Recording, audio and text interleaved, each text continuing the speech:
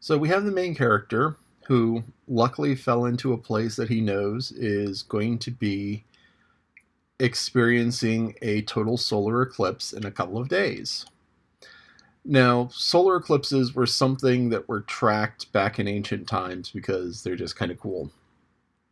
And they would know when eclipses were likely to occur because they tracked where the moon was, where the sun was. Because every month during a new moon, the moon goes it lines up with the sun at some point during the day.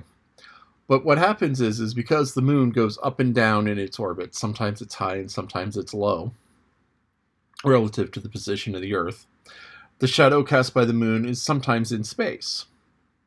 And because the moon goes in and out, sometimes what happens is the moon is a little bit further away. And when it's a little bit further away, it's not the same size as the sun. So what happens is you have something called an annular eclipse, where you see the ring of fire around the moon. And that's from the Latin word annulus, meaning ring. So here you have the moon going, and they track where the moon is. And they know how far north the moon is relative to the Earth's equator, and they know how far north the sun is during that time of year, and so they could line up and figure out when the eclipses were. Now, Columbus, when he was exploring North America, was in a bad state at one point. And he was running low on supplies. The natives had stopped buying the, hey, look at us, we're wonderful, we're better than you are. And the natives were getting restless. He was like, fine. And he looked at his almanac, and it was written down that, hey, there's going to be a solar eclipse. He said, tomorrow I'm going to destroy the sun. Everyone was like, nah. Sure enough, solar eclipse hit. All of the natives who didn't have the benefit of 2,000 years of astronomy experience, because, I mean, this is stuff that the ancient Greeks were doing, but the ancient Greeks were writing it down, and there wasn't much written communication. There wasn't much written in North America, especially not in the Caribbean islands, where it's just small groups of people. They didn't have the means to write down large amounts of stuff. The Mayans had that.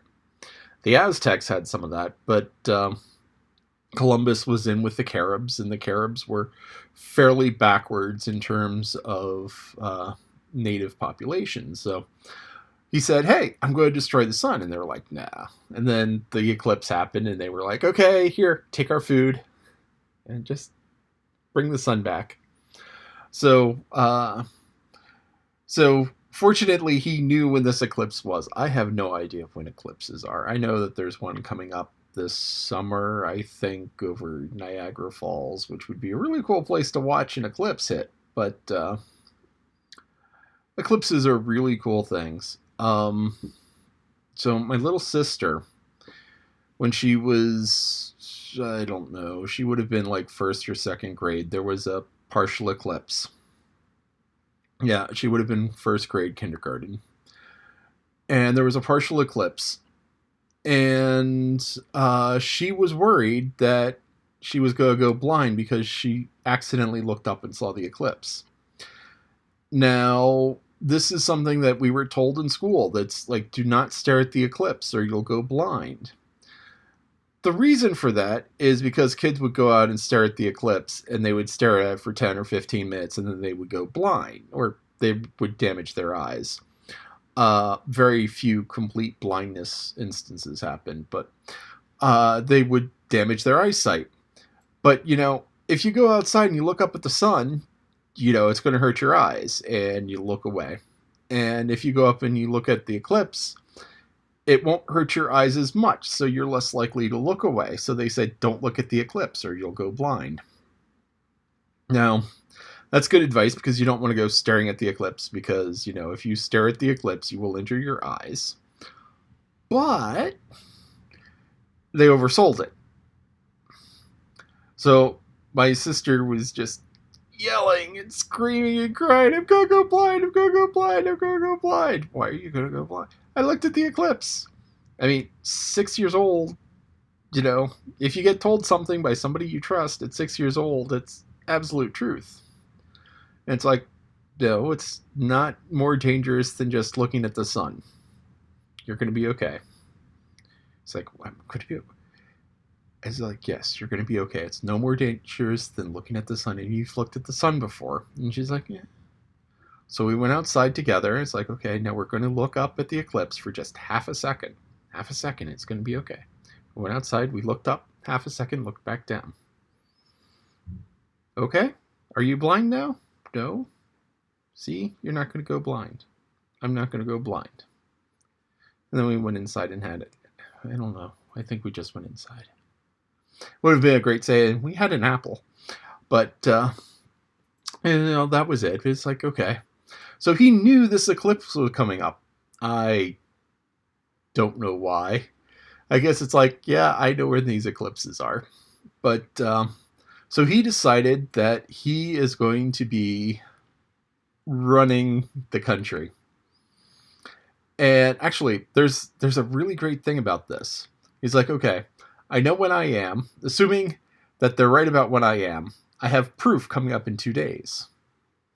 And that gives me 2 choices of action. So he's like, okay, I have the eclipse, in which case I know that I am going to be, I'm actually in the past. Or if there is no eclipse, then he's actually in an asylum, because that's the only other thing that can make sense. And once he knew what his courses of action were going to be, it's like, okay, I will find out the truth of the matter in 2 days, so I don't have to worry about that. And he made a decision of, if this is an asylum, I'm going to be running the asylum within a few months, because these people all seem like idiots. And it's like, if it's not an asylum, and I am trapped in the past, I have 1,500 years more knowledge than they do. And I'll be running the whole country in 3 months. So he's very arrogant about it, but arrogance was the hallmark, the sign of 19th century writing. So he's very arrogant about this, and we'll see if he does manage to take over the country or the asylum. But the thing is that he was calm. And that's a very important thing. If you have, if you run into a situation where it's like total stress, total panic, stay calm. You make people do stupid things when they panic. So, it's like, okay, here he is. He's observing. He's taking things down. He's noting, okay, here I am. I am one prisoner of 20. And these people are more interested in dogfighting rather than anything important. And, gee, they seem to believe the most outrageous lies. So that's gonna be... that may be a useful thing to know.